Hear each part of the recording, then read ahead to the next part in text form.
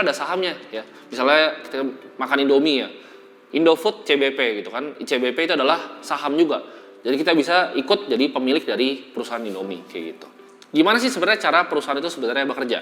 Jadi perusahaan itu simpel banget. Mereka itu menjual antara produk atau menjual jasa untuk mendapatkan laba, ya kan? Semakin besar laba, maka aset perusahaan akan meningkat ya. Di balance sheet-nya pasti akan meningkat. Jadi perusahaan jualan lebih banyak barang, asetnya meningkat. Kalau misalnya asetnya meningkat, dia bisa menjangkau konsumen yang lebih luas lagi. Dan dengan konsumen yang lebih luas, akan menarik lebih banyak investor lagi. Dan berulang ke siklus yang pertama. Dia menghasilkan lebih banyak laba lagi, dia meningkatkan aset, dengan aset yang lebih banyak, dia meningkatkan lebih banyak konsumen, dan meningkatkan lebih banyak investor lagi. Oke, coba gue akan contohin dengan perusahaan Apple. Dia jualan HP nih, ya kan?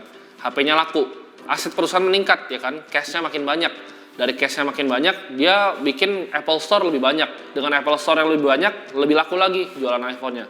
Nah, dengan lebih laku lagi jualan iPhone-nya, dia punya cash lagi. Dia invest di research and development team-nya. Oke, dari R&D-nya dia ketemu nih, oh gue bisa bikin Apple Watch ya. Apple Watch laku, gue bikin Apple Watch Ultra gitu kan. Jadi siklusnya sama, dia menghasilkan laba, lalu dia pakai untuk R&D, dia pakai untuk meningkatkan asetnya, untuk menghasilkan lebih banyak uang lagi. Dan ini attract investor, makanya saham Apple kita lihat naik terus. Itu contoh perusahaan yang fundamental baik dan manajemen yang baik. Nah, tapi pertanyaannya, ya kan, kalian mungkin bingung gitu. Untuk yang awam, kenapa sih perusahaan itu menerbitkan saham? Kan mereka udah ngasilin duit. Buat apa? Jawabannya untuk modal tambahan. Misalnya perusahaan butuh modal untuk ekspansi perusahaan. Nah, konsep ini akan berguna untuk konsep investasi kita sebagai investor. Kenapa? Karena aset itu cuma biasanya ada dua, ya. Antara kita ngutangin orang atau kita kerja sama orang. Gue ulangin lagi, antara kita ngutang sama orang atau kita kerja sama orang. Maksudnya apa? Perusahaan itu kalau misalnya mau dapat duit, antara dia ngutang sama orang, ya, keluarin surat hutang obligasi, atau dia bagi piece dari bisnisnya, bagian kecil dari bisnisnya itu berupa saham. Jadi kepemilikannya dilepas. Antara kerjasama, yuk kerjasama, kalau untung kita bagi hasil, kalau rugi kita tanggung bareng, itu saham. Kalau misalnya hutang, ya harus bayar, kan itu hutang sifatnya. Jadi perusahaan itu ada dua keluarinnya, ya, antara hutang atau saham. Semua produk investasi cuma dibagi dua, ya, antara produk hutang mau peer-to-peer lending, ya. Kalian mau obligasi negara, mau ORI, mau SBN, kalian macam-macam itu semua produk hutang. Dan produk equity, yaitu kerjasama, produk saham.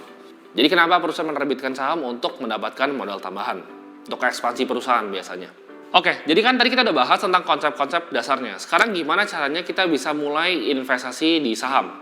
Jadi dengan awalnya ya, kita harus pilih yang namanya sekuritas. Kenapa harus lewat sekuritas? Ini gue kasih contoh sederhana. Kayak misalnya gue beli baju nih. Gue beli baju di mall. Gue beli baju itu di tokonya. Misalnya di Zara, di H&M, di Pull&Bear gitu. Gue beli baju di tokonya. Gue bukan beli sama mallnya. Ya. Jadi saham itu kan ada di Bursa Efek Indonesia. Tapi kita nggak beli langsung ke Bursa Efek Indonesia. Tapi kita beli lewat tokonya, yaitu sekuritas. Sama kayak beli baju. Nah, sekuritas ini ada banyak di Indonesia. Ada banyak banget macam-macamnya.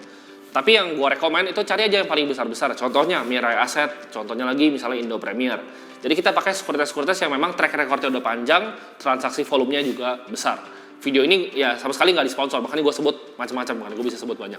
Dalam memilih sekuritas, kalian pilih fee yang rendah dan juga fitur yang kalian suka gitu. Misal kalian suka online tradingnya Indo Premier, atau kalian misalnya fee-nya Mirai lebih murah. Kalau misalnya transaksi volumenya tinggi, kita bisa nego fee-nya kayak gitu-gitu.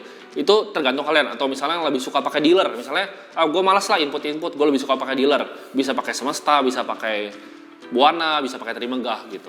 Sebenarnya sama aja, kayak misalnya kita fashion ya, kalian pilih suka, ada yang suka LV, ada yang suka Gucci, ada yang suka Dior gitu kan. Sama sekuritas, ada yang suka Mirai, ada yang suka Indo Premier, ada yang suka Trimegah. Itu terserah kalian mau pakai yang mana, kalian suka yang mana, kalian nyaman yang mana. Habis sudah itu, kita harus ngapain? Sekarang tuh gampang banget daftarnya. Kalian daftarnya semua tuh udah online ya. Kalian bisa cek macam-macam, mungkin ada beberapa yang mesti di dokumen, tapi rata-rata semua udah online dan sekarang biaya buat bukanya udah lebih murah ya. Jadi kali itu kalian buka sendiri. Gue bikin tutorial buat daftar sekuritas itu buang waktu, jadi kalian daftar aja sendiri dan kalian cek sekuritas mana yang mau kalian pakai.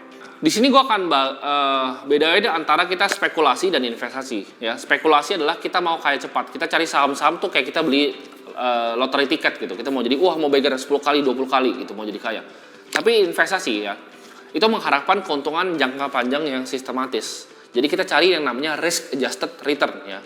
Jadi jangan cuma kita mau beggar tapi nggak mau terima resikonya gitu. Saham itu ada resikonya ya. Semua harga dari return adalah volatilitas. Jadi kalian ingat, harga dari sebuah return adalah volatilitas. Jangan mau return yang tinggi tanpa volatilitas yang lebih tinggi. Bitcoin returnnya bisa gila, tapi volatil lebih gila juga gitu dibanding saham. Saham yang misalnya big cap kayak BCA mungkin nggak terlalu volatil ya kan, kecil-kecil tapi naiknya konsisten. Tapi ada saham-saham yang kecil yang bisa naik tiba-tiba kebanting gitu. Kayak Bumi ya kan, kebanting ke gocap, naik lagi ke 180.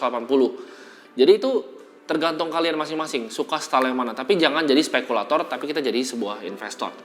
Di sini gue akan jelasin konsep yang Benjamin Graham, gurunya Buffett, bilang adalah Mr. Market. Jadi dilihat pasar saham atau market saham itu sebagai orang. Yaitu Mr. Market adalah orang yang nyebelin dan sangat kemudian. Dia selalu swing antara panik dan juga greedy-nya orang. Jadi orang serakah sama panik tuh dimain-mainin terus sama dia. Maksudnya apa?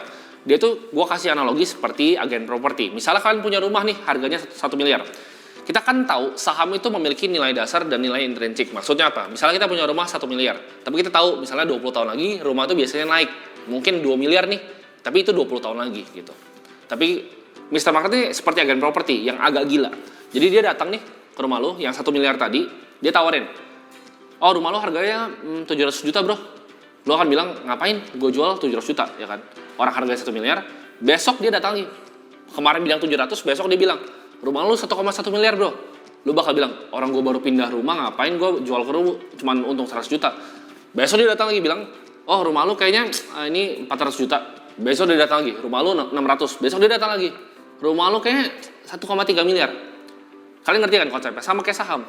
Jadi saham itu kan misalnya harganya 1000 gitu. Besok dia bisa bilang, oh harganya 900. Besok Mr. Market bilang harga saham lu 1300. Tapi kalau misalnya tuh agen datang bilang, gue beli deh rumah lu harganya 5M, ya lu pasti lu jual lah gitu.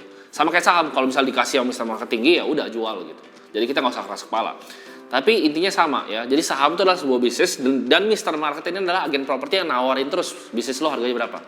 Kan gue bilang tadi, Mr. Market itu adalah dia selalu swing antara pendulum, antara fear dan greed-nya manusia.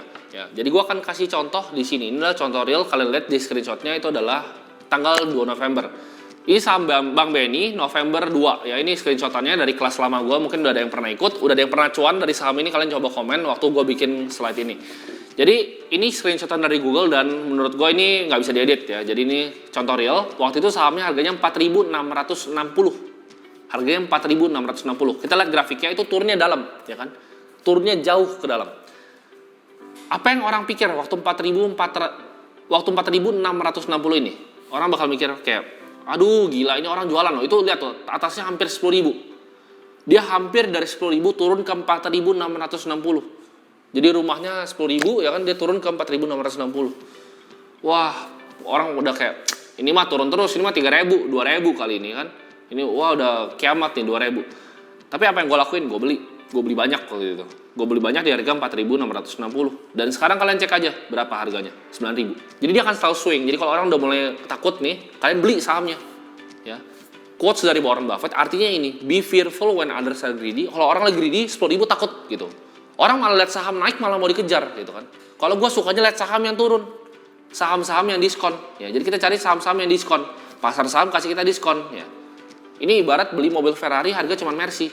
Jadi murah. 4.660. Ya gue sikat aja gitu. Dia turun 3.000, gue sikat lagi. Karena gue tahu nilai intrinsiknya di 9.000. Seperti hari ini udah tercapai. Jadi konsep dari investasi saham itu nggak susah. Tapi kita cari saham-saham yang diskon. Jadi kita jadi greedy di saat orang-orang itu pada takut. Nah, ini adalah konsep utama dari semua investasi gue, yaitu value investing. Ya, jadi kita lihat di sini ada dua, ya ada benang hitam dan juga benang merah. Dari benang hitam ini adalah harga Mr. Market, ya dikasih 900, 600, 900, 1.800. Tapi ada benang merahnya, yang kayak dari 1.000 akhirnya ke 2.000. Setiap kali dia turun di bawah benang merahnya, kita beli. Kalau naik ke atas tinggi, ya jual. Simpel kan? Turun ke bawah dari nilai intrinsiknya, beli. Asal gapnya gede, kita beli.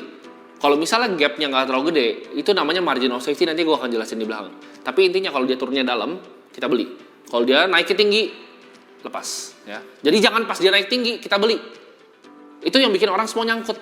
Wah, kok gue beli saham ini nyangkut? Kenapa? Karena lu beli pas Mr. Market lagi kasih lu orang-orang greedy. Bumi pas gocap lu nggak mau beli. Tapi Bumi 180, apa masuk ya? Salim masuk nih mau ke 300. Orang tuh selalu kayak gitu ya. Ini udah berkali-kali kejadian. Arto gue masuk harga goceng gitu. Arto 5.000 gue masuk. Orang wah nih Pak beli nih sampai 18.000. Sekarang turun lagi kan ke 5.000. Kalau kalian punya tesis yang sama silahkan beli gitu. Gue selalu masuk di saham di saat orang-orang nggak ngelirik. Contoh gue beli saham ESA. Gue beli saham ESA tuh harganya 290.